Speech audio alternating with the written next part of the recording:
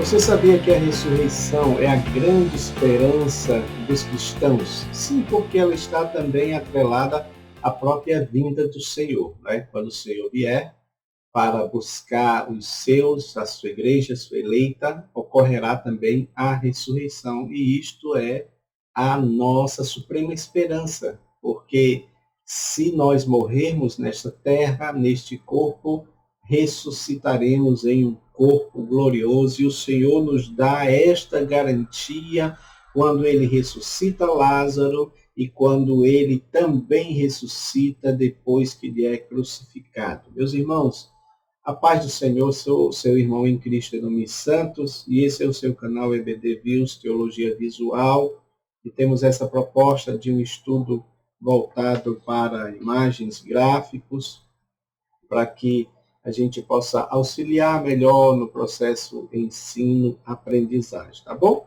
Nós estamos estudando, evidentemente, sobre o Evangelho de João, o Verbo se fez carne, e já estamos na metade das lições, o próximo trimestre já está aí, chegando, já temos o tema, né, do próximo trimestre, e eu acho interessante esse desejo que a gente tem de saber o que vem no próximo, porque significa que o estudo é contínuo, né? Então a gente está sempre querendo estudar a palavra de Deus na amada e querida Escola Bíblica Dominical, EBD. Irmãos, vamos lá para a nossa lição de número 7, que tem esse título, Eu sou a ressurreição e a vida.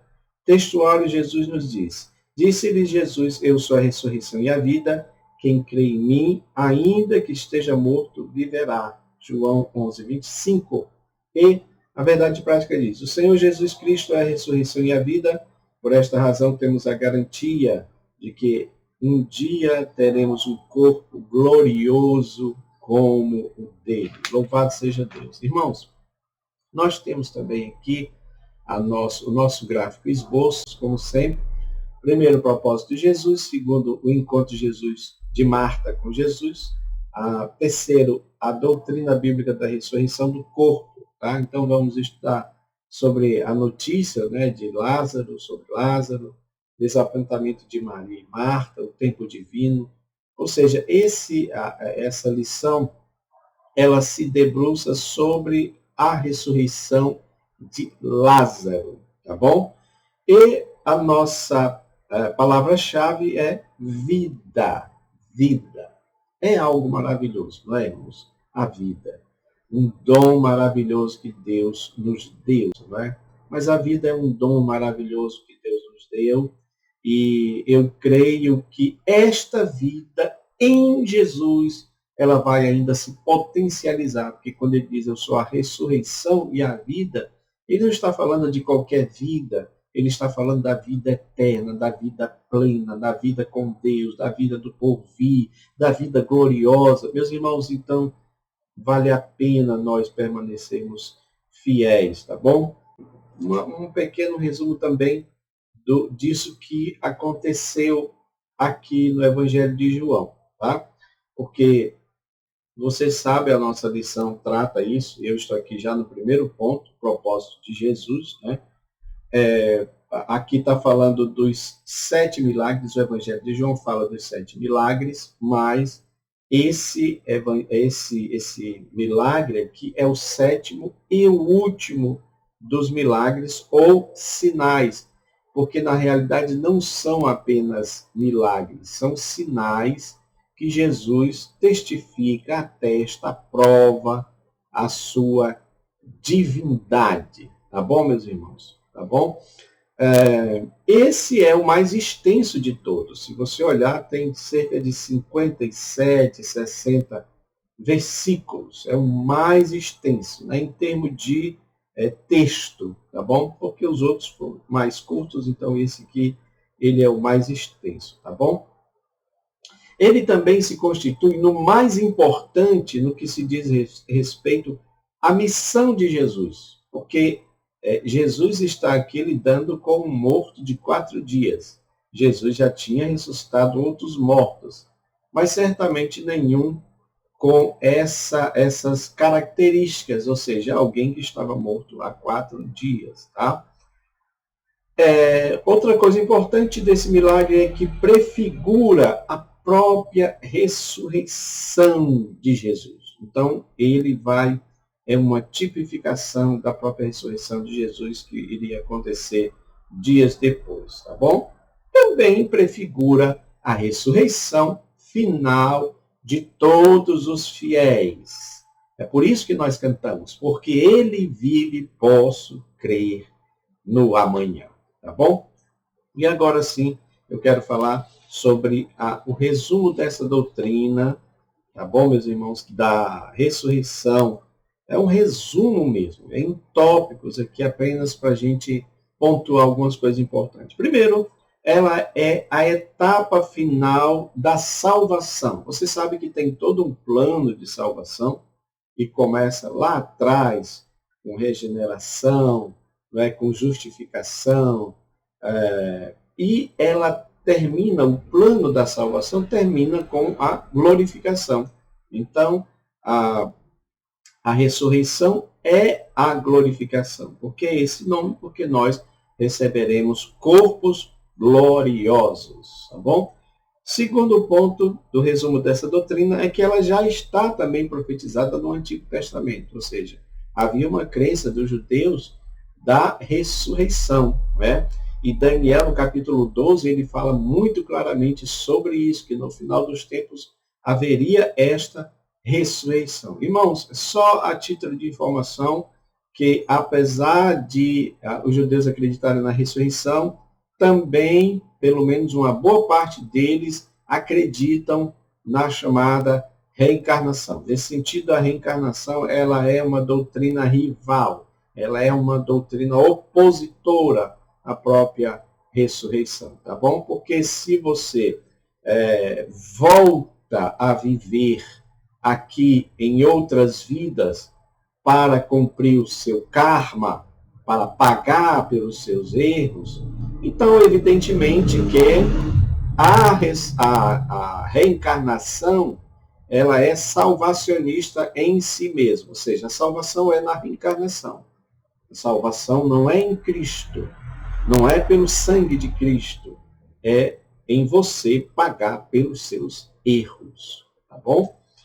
Para evoluir, etc. e tal, tá? Terceiro ponto importante aqui da doutrina. Ela vai ocorrer, a ressurreição, em 2 fases. Ou seja, a primeira fase é a primeira ressurreição e a segunda fase é a segunda ressurreição de justos e de ímpios. Primeira fase de justos, segunda fase de ímpios. Não é no mesmo tempo também, tá bom?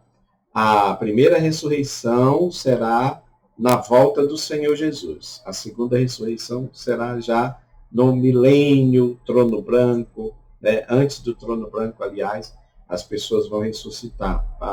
É o texto de Daniel, né?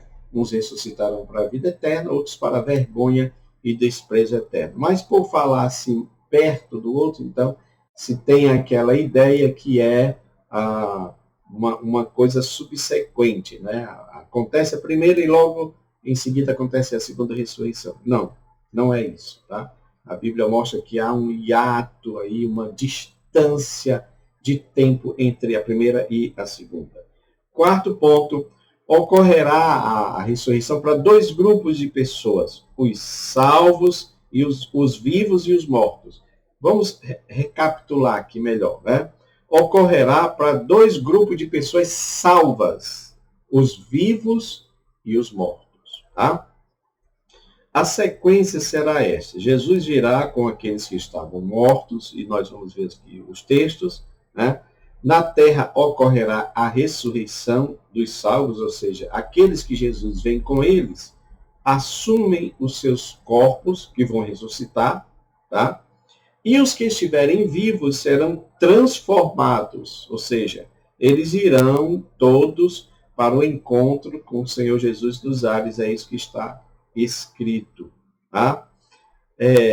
Sexto e último ponto do resumo da doutrina da ressurreição é que ocorrerá uma transformação do corpo mortal para o corpo imortal, do corpo corruptível para o corpo incorruptível. E eu quero dizer uma coisa para os meus irmãos, é que nós não temos noção do que é que isso significa. Por quê?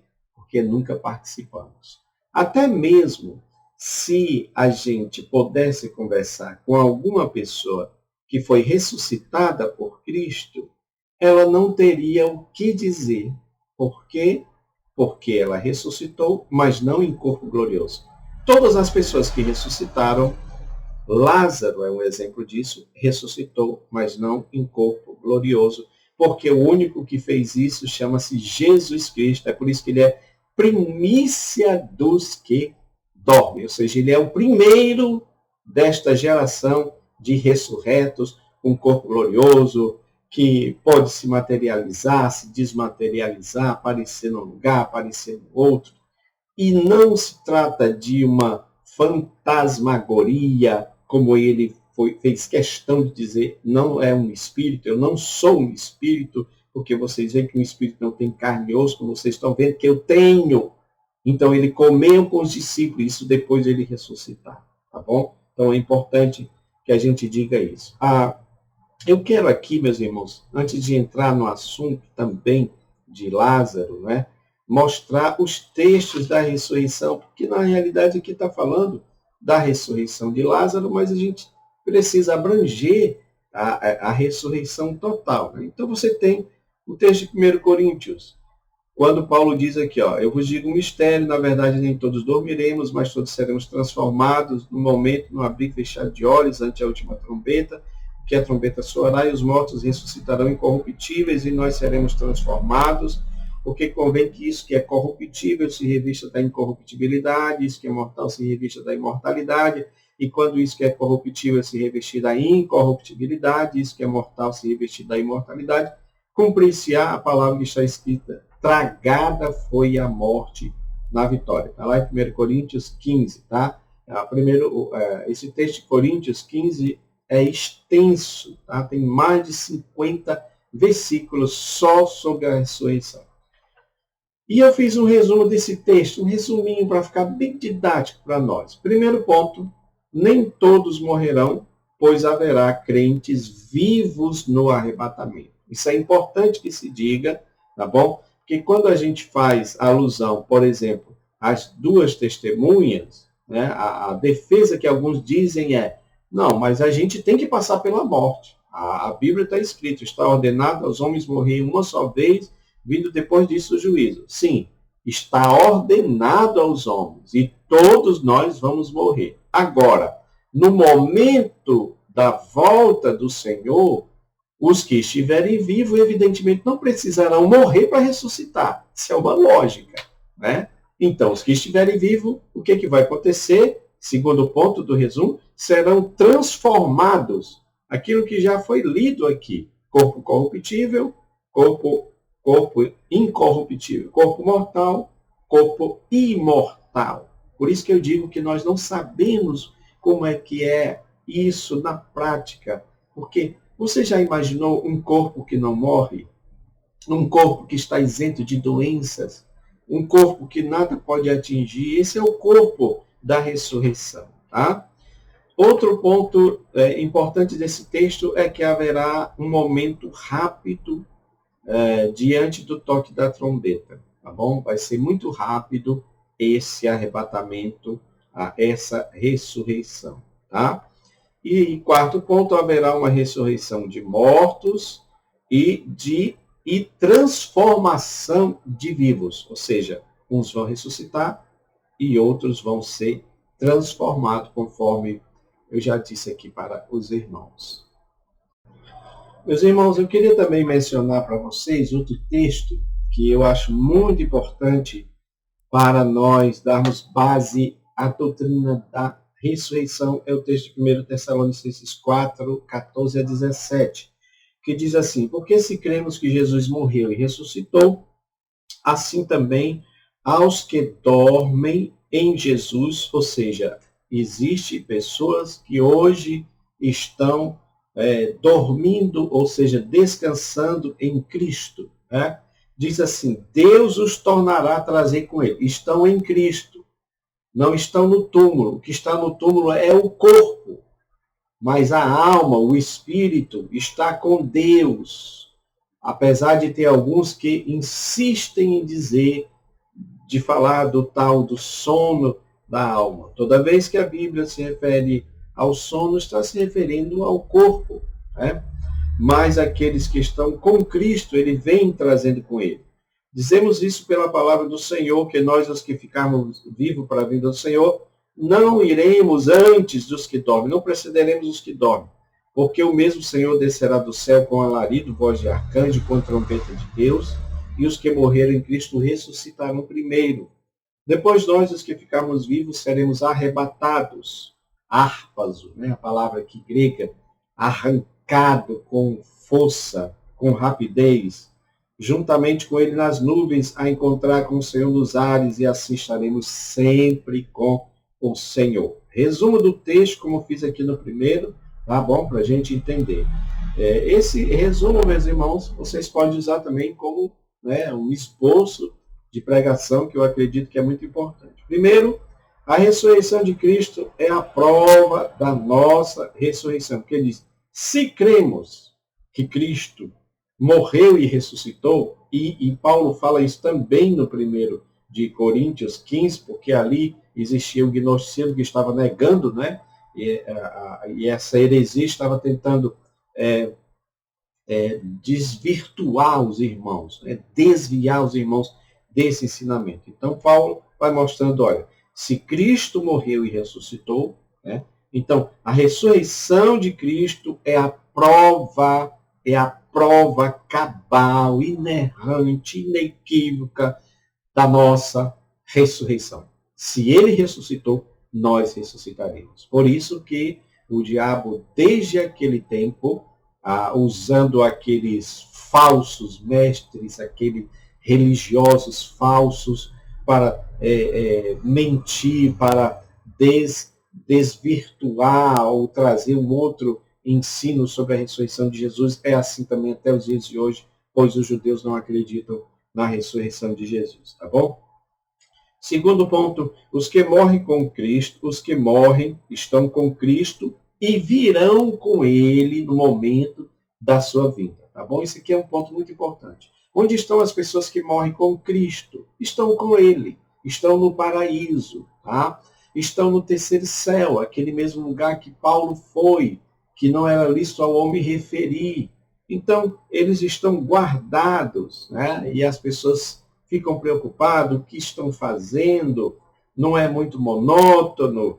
E eu costumo dizer o seguinte, a gente tem que parar com essa ideia de querer pensar nas coisas espirituais, no mundo espiritual, tá bom? Na eternidade com Deus, com a mentalidade terrena, humana. Primeiro ponto, os mortos não terão prioridade sobre os vivos, nem estes aos mortos. Ou seja, por isso que diz que nenhum precederá, né? Então, os mortos ressuscitarão e os vivos serão transformados e todos juntos ao encontro do Senhor dos ares.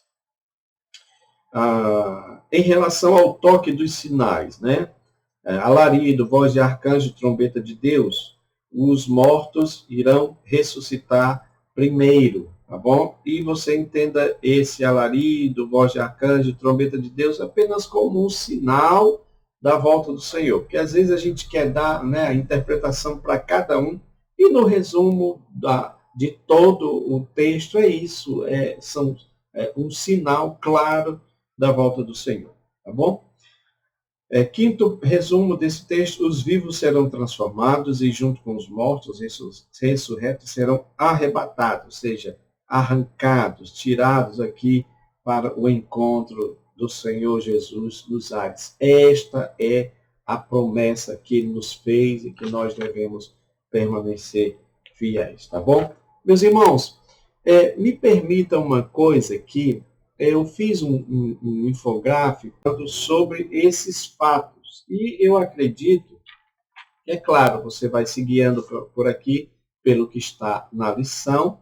Você pode usar esse gráfico como uma introdução para falar de cada passo, né, que aconteceu ali na questão da ressurreição de Lázaro, e aí depois você vai falando da lição propriamente dita. Tá bom? Então nós temos esse gráfico que está falando, começando, inclusive está no primeiro ponto aqui, né, o propósito de Jesus. Esse propósito de Jesus, evidentemente, era o que ele queria fazer em relação à demora dele, quando a notícia, primeiro ponto aí, a notícia de Lázaro chega a Jesus. Ou seja, é dito para Jesus que o amigo de Jesus, e é muito interessante, né?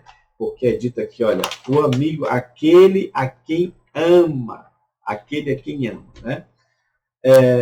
E eu acho impressionante porque não é aqui um tipo de cobrança, mas e também não está dito aqui, porque poderia as pessoas que foram dar notícia dizer assim, olha, aquele que te ama, porque Lázaro também amava Jesus. Mas a pessoa que deu a notícia não foi dizer aquele que te ama, não é? Mas disse aquele que tu amas. Aí você pergunta, irmão, em nome, qual é a diferença de uma coisa para outra? Tem muita diferença. Aquele que te ama está falando do amor de uma pessoa, de um homem, de um ser humano para Jesus. E aí a gente há de se convir que o nosso amor é imperfeito, né? Mas quando diz aquele que tu amas, está falando do amor de Cristo para com Lázaro. Então tem uma diferença. Por quê? Porque o amor de Cristo é perfeito. E no que isso implica? Implica em dizer que é pelo amor de Cristo que seremos curados, é pelo amor de Cristo que seremos ressuscitados, é pelo amor de Cristo que seremos glorificados. Porque se fosse pelo nosso amor, não seria, irmãos. Nós somos falhos nessa parte, né? Você sabe disso. Então, aqui é feito um pedido, não é feito uma exigência, e esse pedido é feito dessa forma. Olha, aquele que tu amas está doente, está doente. Né? É importante que a gente diga, viu, meus irmãos, que o fato de termos uma amizade com Cristo, o fato de Cristo ser nosso amigo, não nos isenta de nós passarmos por problemas ou termos algum tipo de adversidade. Isso aqui é muito importante. Esse ponto eu considero um dos mais importantes, porque é a prova da nossa fé. Nós somos adoradores de Cristo, nós somos devotos de Cristo, nós somos servos de Cristo pelo que Ele nos dá ou por aquilo que Ele é. Porque em alguns momentos nós vamos ver que Jesus não nos dá aquilo diretamente que a gente quer, ou pelo menos não responde na hora que a gente quer. E aí a gente vai para o segundo ponto aqui, porque Jesus, ele demora, não é isso? Ele demora ainda 4 dias, 2 dias lá onde ele estava. Ele recebe a mensagem, mas demora de ir até Betânia, onde Lázaro e as irmãs moravam. Meus irmãos, uma das coisas que a gente precisa também aprender são as demoras divinas, porque a gente diz que Deus não demora, mas Ele demora, Ele pode demorar. Por quê? Porque Ele é soberano. E a bem da verdade é que o tempo de Deus, se é que a gente pode dizer isso, já que Deus não tem tempo, Ele é atemporal. Mas eu quero dizer, o momento de Deus agir não é o mesmo nosso. Então, eu preciso entender isso, tá bom? Que quando Deus demora, quando Deus não responde logo, tem um propósito. Por isso que aqui está dito aqui, que houve um propósito, e Jesus já tinha dito isso para os discípulos, Isso é para a glória de Deus, e aqui é um problema também para se entender isso. Como é que uma doença glorifica a Deus, não é? Mas, em linhas gerais, uma doença glorifica a Deus, sabe quando? Quando a doença está destruindo a vida de uma pessoa, mas aquela pessoa continua sendo fiel a Deus. Você lembra um dos textos mais chocantes que eu vejo na Bíblia Sagrada? É quando acontece tudo aquilo com Jó, e ele diz assim: ainda que ele me mate, nele esperarei. Isso é que é fé, não é, meus irmãos? Eu acho que isso calou a boca do diabo, não é? Que estava ali tentando. Isso é fé. Ou seja, eu não sirvo a Cristo, eu não devo servir a Cristo só pelas coisas boas que ele faz para mim, ou quando ele faz na hora que ele quer fazer. Aliás, eu coloquei aqui uma observação que a gente tem que estar atento às negativas divinas, ou seja, quando Deus diz não, porque em algum momento ele vai dizer não. Paulo estava com o espinho na carne e Deus disse: a minha graça te basta. Não, agora não. A minha graça te basta. O meu poder se aperfeiçoa na fraqueza. Né? Quando chegou aqui essa notícia, Jesus não veio logo. Então, tem pelo menos duas coisas importantes em relação às negativas divinas, que são o seguinte: quando Deus não responde logo, ou é porque nós não estamos prontos para receber a resposta de Deus, tá? O que Deus quer fazer, ou, segundo motivo, não é o momento de Deus agir. Então a gente precisa estar atento. Ou não estamos prontos para aquilo que Deus quer fazer, ou aquilo que eu quero que Deus faça, ou então não é o momento certo de Deus agir. Tá? O fato é que Jesus demorou, mas na verdade, como ele havia dito que aquilo era para a glória de Deus, acabou que o milagre maior não era só a cura, porque Jesus poderia chegar logo e curar Lázaro. Não, o milagre maior foi a ressurreição de um morto de 4 dias, meus irmãos. Por que é importante se dizer isso, 4 dias? Havia uma crença nos judeus de que uma pessoa que morria, a alma da pessoa ainda ficava no corpo por 3 dias. Mas aqui está falando de 4 dias, é por isso que é dito para Jesus: olha, Senhor, já morreu há 4 dias. Se tu tivesse aqui, ele não teria morrido. É o segundo ponto aqui, o desapontamento de Marta e Maria. Né? Então, a gente precisa entender isso. Né? Precisamos entender isso. Que as coisas acontecem no tempo de Deus e a glória de Deus é ainda maior. Ou seja, elas não estavam acreditando, elas só acreditavam que Jesus pudesse curar ele e ressuscitar, talvez, com pouco tempo de morto, porque os outros mortos que Jesus ressuscitou foram com pouco tempo. Digo, as pessoas morreram, não é? E logo em seguida foram enterrar, e Jesus, né, encontrou com essas pessoas e curou. Né? Teve outro até que morreu e não foi levado para o enterro, Jesus curou logo, né? O filho daquela mulher já estava indo para o enterro, Jesus curou ali naquele momento. O caso de Lázaro é diferente, porque enterraram ele há 4 dias, ele estava há 4 dias morto. Então, como é que estava o corpo dele? Não é? Porque o corpo se deteriora.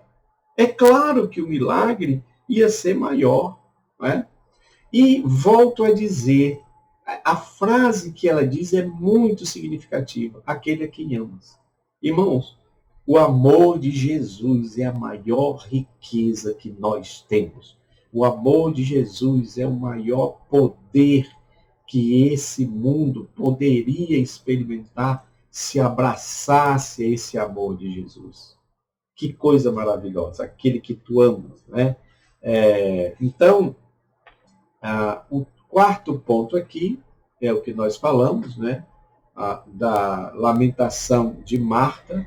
Ela encontra Jesus, expressa sua fé nele, dizendo que se Jesus tivesse chegado antes, Lázaro não teria morrido.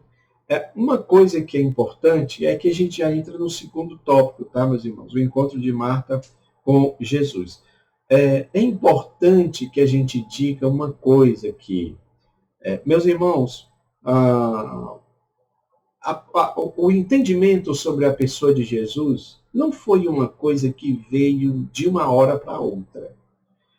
Até para os discípulos de Jesus, ele estava se manifestando para eles. A prova é que tinha coisas que Jesus fazia que ele simplesmente perguntava: quem é este? Que até o vento e o mar lhe obedecem. Ou seja, este era aquele que estava com eles. Este era aquele a quem João, depois ele escreve dizendo: tudo foi feito por ele, e para ele, e sem ele nada do que foi feito se fez. Então, se ele fez a natureza, ele fez o mar, ele fez o céu, ele fez as tempestades. Ele podia dar uma ordem para a tempestade, para ela acalmar, e o mar também. Foi o que ele fez. Mas os discípulos ficaram, extasiados. Quem é este? É porque eles não sabiam. Então, quando a gente vê a reação de Marta, principalmente dizendo: olha, se tu estivesse aqui, ele não teria falecido, ele estava doente, mas se tu estivesse aqui, tu terias curado. E aí Jesus entra com aquela afirmação maravilhosa sobre ele ser a ressurreição e a vida. Eu sou a ressurreição e a vida. Ou seja, o que Jesus estava dizendo que essa ressurreição é o processo que deve ocorrer quando ocorre a morte, não é isso? Alguém morreu. Então, nós, cristãos, acreditamos na ressurreição, não reencarnação. Isso aí é outra história. Acreditamos na ressurreição. Ela é o processo. Ela é o processo de devolver, e aqui eu estou falando de uma definição, de devolver a vida para aquele que tinha morrido. E foi isso que Jesus fez. Então ele está dizendo que eu sou a ressurreição. Eu sou, vamos organizar aqui o pensamento, eu sou o processo pelo qual um morto, a quem está morto, eu vou dar a vida. Através do quê? Através da ressurreição. Agora, é bem verdade que Marta entendia que isso iria acontecer naquele momento.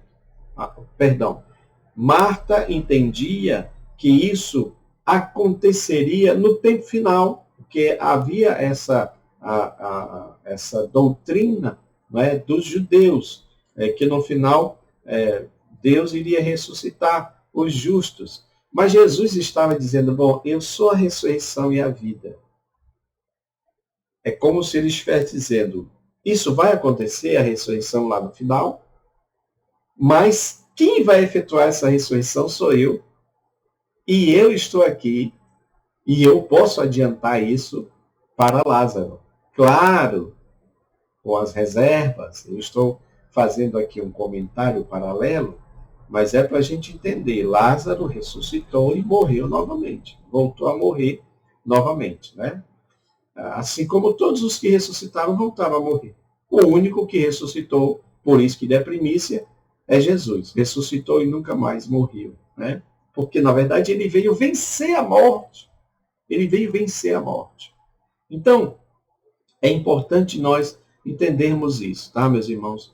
Sobre Cristo ser a ressurreição e a vida. O que Jesus estava dizendo: Marta, você pode crer na ressurreição final, que é isso que vai acontecer, mas você pode acreditar na ressurreição aqui e agora, que eu posso fazer.